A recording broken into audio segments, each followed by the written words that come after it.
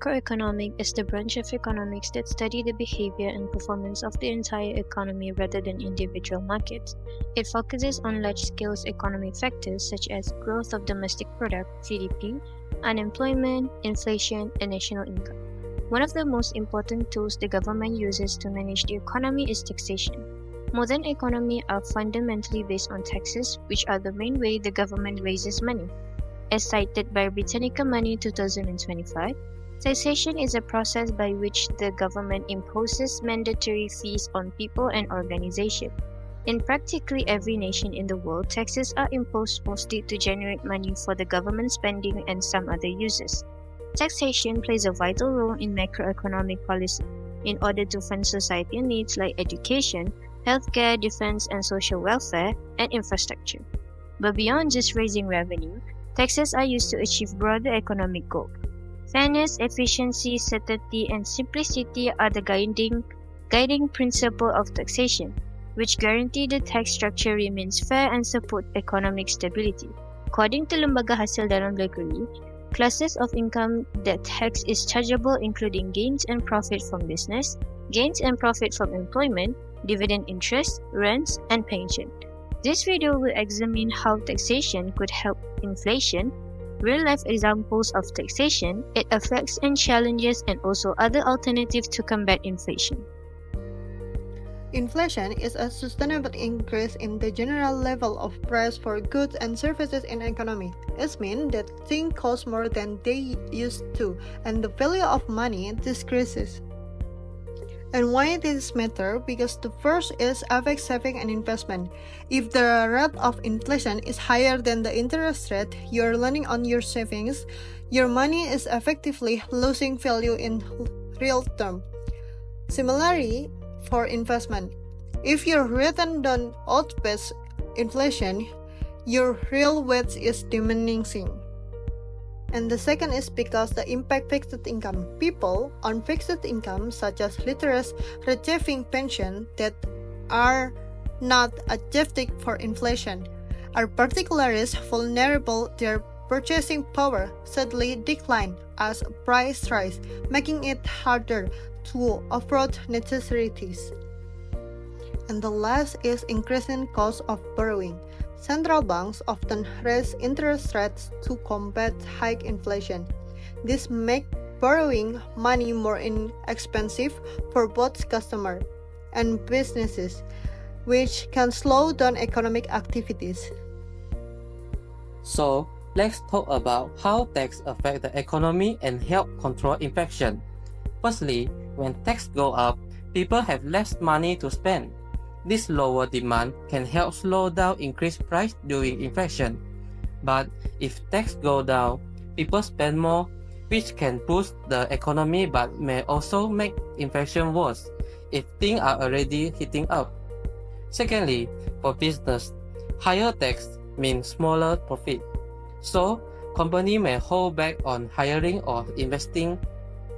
Lower tax can encourage growth and jobs, but too many tax cuts during inflation can push price higher. Third, tax also affect the world economy, spending, and production.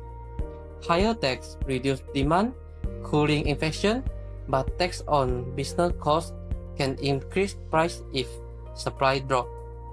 Some economists believe lower tax boosts work and investment, helping keep price stable in the long run. Lastly, the Laffer curve shows that an optimal tax rate, too low and the government collect less money, too high and people avoid tax or work less. Inflation threatens economic stability when prices rise too fast, while most people focus on interest rates to fight inflation. Taxation is also a powerful tool government can use. First, take the United States in the early 1980 years. Inflation was nearly 30%. President Ronald Reagan introduced the Economic Recovery Tax Act, which not only reduced income tax rates but also provided the tax base and removed tax shelters. This reduced disable income and lower consumer demand, helping to bring inflation down. Second example, India in 2022, inflation comes from rising global oil price due to the Russia-Ukraine war instead of the rising tax. India cut fuel taxes, lowering petrol and diesel price. This reduced transport costs and helped ease the cost-push inflation. Now, let's take a closer look at some of the major effects and challenges that taxation has on people, starting with the time lag effect. When the government increases tax, the effect on spending does not happen overnight. It can take months before people can actually reduce their consumption. The second one is regressive impact on low-income groups. Sales tax like GST or SST are considered regressive, meaning they take a larger percentage of income from the poor than from the rich. The third one is risk of slowing economic growth. High income or corporate tax might reduce incentive to work, invest or expand businesses. Overusing taxation can cool the economy too much. This could possibly lead to recession or unemployment. The last one is ineffective against cost-push inflation. If the inflation is caused by rising oil price or supply shortage, taxing people will not solve the root problem. Next, let's talk about alternatives to taxation in inflation control. Taxation is used by government to reduce demand and stabilize prices and inflation increases. In order to manage inflation without raising the tax burden on citizens, there are a number of efficient tax alternatives. One of the most powerful tools is monetary policy. A country's central bank uses monetary policy, which includes tactics like changing interest rates and bank reserve requirements to manage the money supply and also to promote economic growth. There are two common categories for monetary policy: expansionary and contractionary. A contractionary policy reduces inflation, which occurs when the prices of goods and services in an economy rise and the purchasing power of money decreases by raising interest rates and limiting the amount of money in exchange. Other than that, price and wage controls is one of the alternatives to taxation in inflation control. Price restrictions are set by the government for specific products.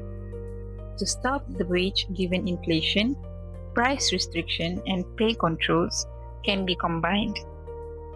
In conclusion, tax is a key part of macroeconomy, helping government raise money for public service like healthcare, education, and infrastructure while also managing the economy.